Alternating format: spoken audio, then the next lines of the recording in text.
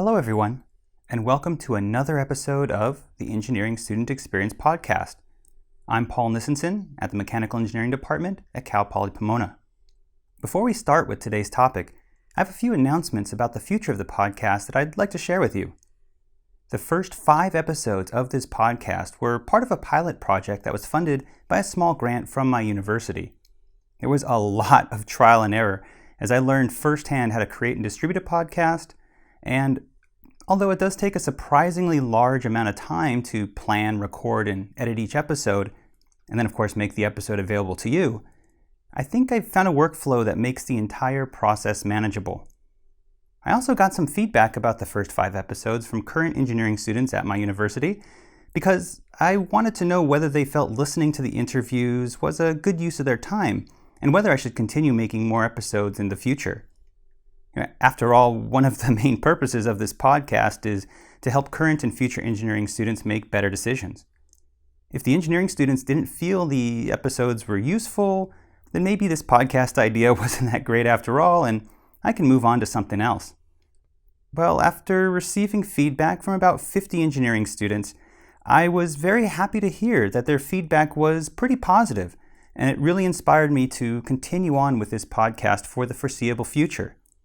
Now, since it does take a lot of time to make each episode, and I'm working on this podcast as a side project, my goal is to get a new episode out to you every month or 2, but we'll see if that's a reasonable long-term goal. So I'm recording this episode in September 2019, and it's my hope that if you discover this podcast a couple years from now, you'll have access to a large library of conversations to help you make a more informed decision about whether to pursue engineering, how to succeed as an engineering student, and how to succeed as an engineering professional. And for those of you who have been following this podcast from the beginning and are eagerly awaiting the next episode, please bear with me as new episodes are created and then released. I have a couple more short announcements before we get started. During the pilot project phase of this podcast, the availability of the podcast was limited to my department's YouTube channel. So I spent the past summer making the podcast available on more platforms, and you can now listen to this podcast through your favorite podcast apps such as Apple Podcasts, Stitcher, Google Play Music, Spotify, and many other platforms. The podcast will continue to be available on my department's YouTube channel as well. And finally, the podcast now has an email address, tesepodcast@gmail.com. And feel free to send messages if you have any suggestions or comments, and I'll try my best to respond to everybody. Okay, that's enough announcements for now. Let's move on to today's topic.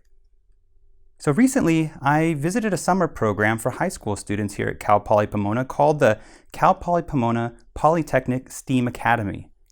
This program takes a few dozen high school students from the local community and gives them the opportunity to connect with other local high school students, meet Cal Poly Pomona students and faculty and learn from them, and collaborate with people in industry through team-based, hands-on projects. Now, over the past decade, the term STEM has become very popular in K-12 education and higher education. And in case you haven't heard this term before, STEM simply stands for Science, Technology, Engineering, and Math, and there are now a lot of programs that try to get students interested in pursuing majors in those fields. The STEAM in STEAM Academy stands for Science, Technology, Engineering, Art, and Math. So students in the STEAM Academy are not only exposed to some current technologies, but also consider the design of the technology and its social impact, which is where the art comes into play. Students also practice essential skills for the workplace, such as team presentations and online communication, which also have aspects related to art. And in case you're interested in learning more about the program, I'll include the complete mission statement of the STEAM Academy in the show notes. So why am I talking about this program? Well, I had the opportunity to spend about half an hour with some of the STEAM Academy students to find out what topics they would most like to hear about on future episodes. What are the issues and topics that would help these high school students make a better decision about whether to pursue engineering and how to succeed as an engineering student? I personally have been immersed in the world of higher education for the past 20 years, first as an undergrad student, then as a graduate student, then as a postdoctoral researcher, and now finally as a faculty member.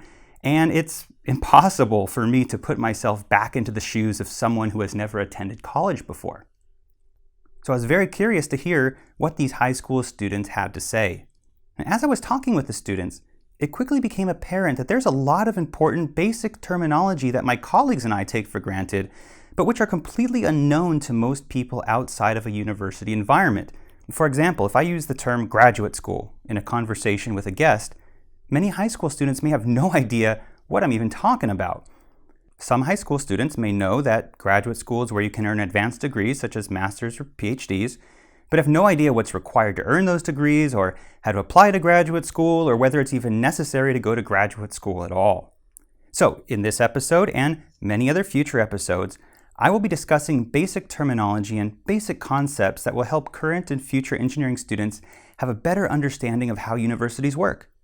Many of these topics can be explained relatively quickly without needing a lengthy interview, so some episodes, like today's episode, will just involve me talking to you. Today I'm going to talk about how to properly address your instructor, which is related to understanding all the different titles and ranks that your instructor may have. I need to give a few caveats about today's topic. First, everything that I discuss in this episode applies to institutions of higher learning in the United States, since that's what I'm most familiar with and where most of the listeners are from. I teach at a university in California and haven't spent any time teaching outside of the US. Although other countries may use similar titles and ranking systems for instructors, there can be some significant differences. The second caveat is, even within the US, you can encounter a variety of titles and ranks from one institution to the next. So I'm going to try to be as general as possible in today's episode, but just keep in mind that there may be some exceptions out there. And the final caveat is, I'll be using the term instructor to refer to the person who lectures and is ultimately responsible for assigning a grade. Many institutions also have teaching assistants, or TAs, to help the main instructor run the course. And these TAs are usually graduate or undergraduate students who are hired to do things like run discussion sections and grade homework and tests. Everything I talk about today only applies to the main instructor, not the teaching assistants. All right, with those caveats in mind, let's begin.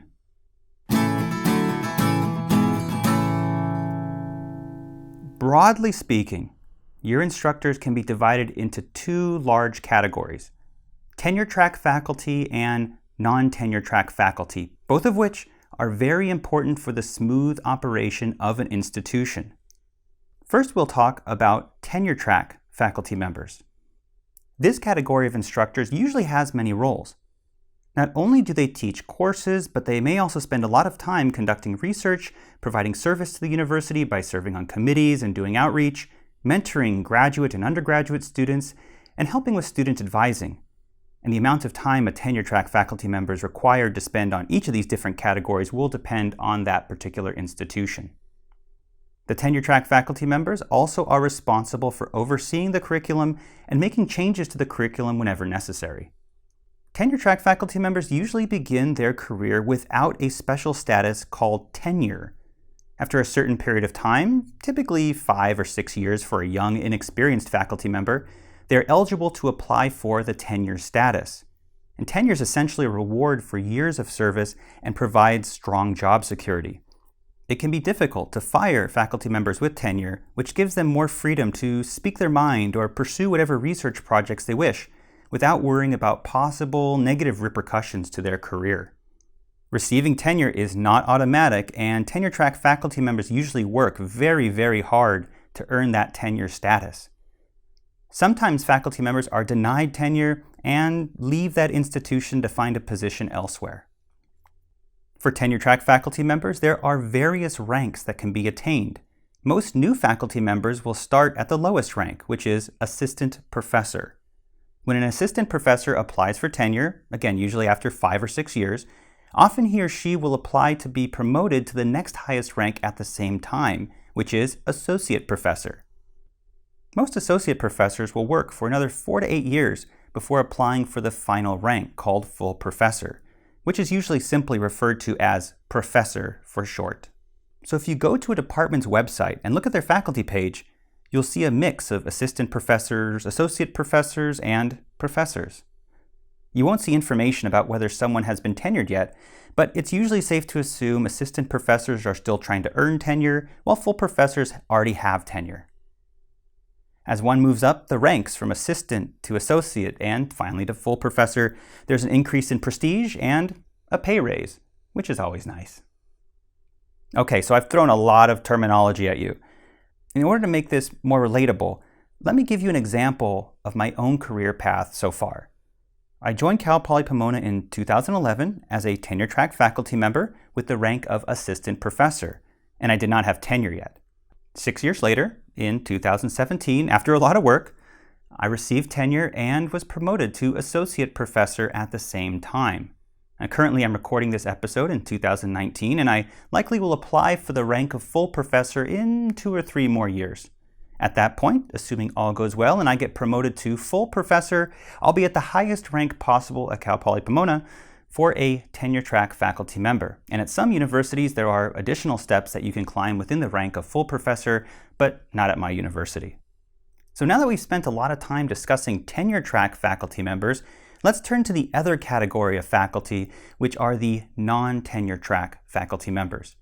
Now, usually the primary role of non-tenure track faculty members is to teach, and for this reason they are sometimes given titles such as lecturer or instructor, and sometimes they're called adjunct professors to differentiate them from assistant, associate, or full professors who are on a tenure track.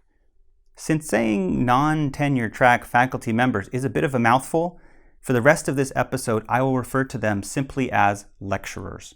Again, the exact title of a non-tenure track faculty member will depend on the particular institution where they teach, but the term lecturer will be fine for the purposes of this discussion. Lecturers are not eligible to receive tenure, and as a result, the lack of job security is sometimes a major issue with them. For example, one year, a department may not have enough tenure track faculty members to teach a particular course, and the department will hire a lecturer to meet this demand. But if next year the department gains a new tenure track faculty member who can teach that particular course, the lecturer may be out of luck and not be rehired. Fortunately, lecturers who have been teaching at an institution for a while are often eligible for multi-year contracts to obtain some measure of job security. There are other differences between tenure-track faculty and lecturers related to benefits and pay, but the discussion so far covers most of the major differences between the two categories of instructors. So you may be asking yourself, why would someone want to be a lecturer instead of a tenure-track faculty member? There are many possible reasons. Lecturers usually get to focus solely on teaching and don't have other responsibilities such as research, advising, and service to the university, all of which can take up a lot of time and sometimes aren't as enjoyable as teaching and interacting with students. Some lecturers have another full-time job and simply want to teach just one course on the side when it's convenient for them. You have a lot of flexibility as a lecturer. If life suddenly becomes too busy or you simply lose interest in teaching those particular courses, you're free to stop teaching once the academic term is finished. If you like teaching, but you don't like working with the people in that particular department or that particular institution, you're free to try finding a teaching position at a different institution. Another reason why someone might be a lecturer instead of a tenure-track faculty member is that the degree requirements to become a tenure-track faculty member is usually very high. Nowadays, many universities require that tenure-track faculty members have the highest degree possible, a PhD, but will have lower requirements for lecturers. Often just a master's degree is required, or even a bachelor's degree may be acceptable if the lecturer has a lot of other strengths, such as a lot of experience in industry. Some lecturers may have a PhD and technically be eligible to apply for a tenure-track position, but their teaching experience is somewhat lacking and they want to build up their resume by teaching a few courses before actually applying for a tenure-track position. And before I end this discussion about the differences between tenure-track faculty and non-tenure-track faculty, I really want to emphasize that institutions of higher learning usually rely on both types of faculty members to fulfill the mission of the institution. Just because one group can get tenure and obtain ranks like assistant, associate, and full professor while the other group can't, that doesn't tell you anything about the effectiveness of the instructor. I've known lecturers who are amazing teachers, and I've known full professors who are, let's just say, much less effective at teaching, and vice versa. Now that you hopefully have a better understanding of the two major categories of instructors, I want to discuss a couple other important titles that your instructor might have earned. Many of your instructors will have earned a PhD, which is the highest degree possible, earning them the title doctor. In a future episode, I'll discuss the efforts required to obtain advanced degrees such as master's or PhD, but for now I'll simply mention that it often takes 4 or more years of very hard work to obtain a PhD after already spending 4 more years obtaining a bachelor's degree. And as I mentioned earlier, most tenure-track faculty members will have a PhD while many lecturers will not. They'll often have a master's and sometimes a bachelor's degree. Another title that your engineering instructor may have earned is a PE, which means they are licensed as a professional engineer. In a future episode, we'll discuss in detail what is required to obtain a PE license and why an engineer might want to get one, but essentially it's given to an engineer who has proved their competency through a combination of earning a bachelor's degree, working professionally as an engineer for a period of time, and passing a couple of very intense tests. If an instructor has earned their PE license, you'll usually see the letters PE written after their name. So, getting back to our original question, how do you address your engineering instructor? If you want to ask your instructor a question, what do you call that person? Well, you often won't be told whether the instructor is tenure track or non-tenure track. And if the instructor is tenure track, you often won't know right away if he or she is an assistant or associate or full professor. Sometimes you won't even know whether the instructor has earned a PhD. So shortly, I'm going to give you a simple rule of thumb for addressing your instructor in a respectful manner, and this rule will apply whether you're talking to them in person or writing an email. If you're a student, you shouldn't call your instructor by their first name and never use titles like Mr., Mrs., Ms., or Miss unless the instructor specifically says it's okay. Now in high school, students do get accustomed to addressing their teachers as Mr. for a man and Mrs., Ms., or Miss for a woman, but that's not a good idea when addressing a college instructor. Even if you mean absolutely no disrespect, some instructors will actually be insulted if you do not use their official title. Back when I was getting my bachelor's degree, I remember one instructor who was a full professor and had a PhD yell in anger at a student when that student called him Mr. So-and-so. Now, personally, I've been called Mr. Nissenson by first-year students on a few occasions, and it just sounds odd to not hear a formal title when a student addresses me in a university setting. It's not necessarily an ego thing, it's just not part of the university culture. I don't get angry at those students who call me Mr. because I know they didn't mean me any disrespect, but using a proper title really matters to some instructors, and you don't want to get on an instructor's bad side because ultimately they have control over your grade. So this leaves us with using professor or doctor for addressing an instructor to his or her face. It's usually safest to use professor, even if the instructor technically isn't a full professor. If you happen to know that your instructor has earned a PhD, doctor is usually fine as well. So if your instructor is named Jane Smith and she has earned a PhD, it's safest to refer to her as Professor Smith or Dr. Smith, or simply just professor or doctor. Even if you have an instructor who is totally fine with you being on a first-name basis with them, it's still usually a good idea to use the title professor or doctor when talking about that person to another instructor. It could be seen as a sign of disrespect to do otherwise. So if a student wanted to talk to me about Jane Smith, it's better for that student to refer to her as Professor Smith or Dr. Smith.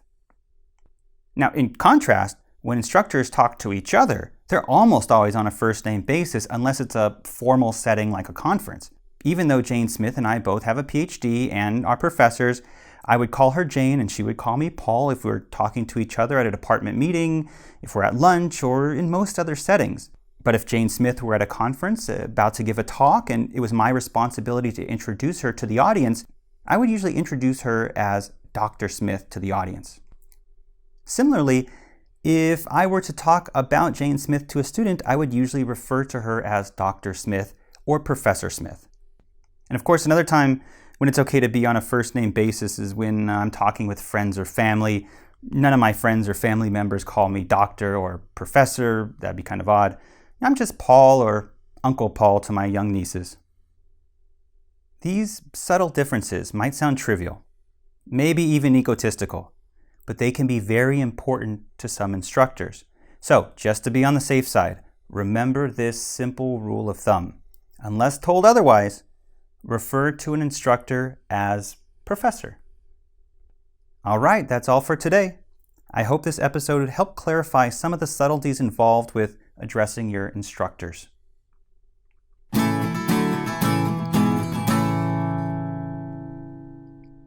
If you enjoyed this podcast, there are a few ways to support it. You can subscribe to the podcast using your favorite podcast apps such as Apple Podcasts, Stitcher, Google Play Music, Spotify, and many others. You can rate this podcast and leave comments on whatever app you use to listen to the podcast. And finally, you can help spread the word about this podcast by telling your friends or family or sharing on social media.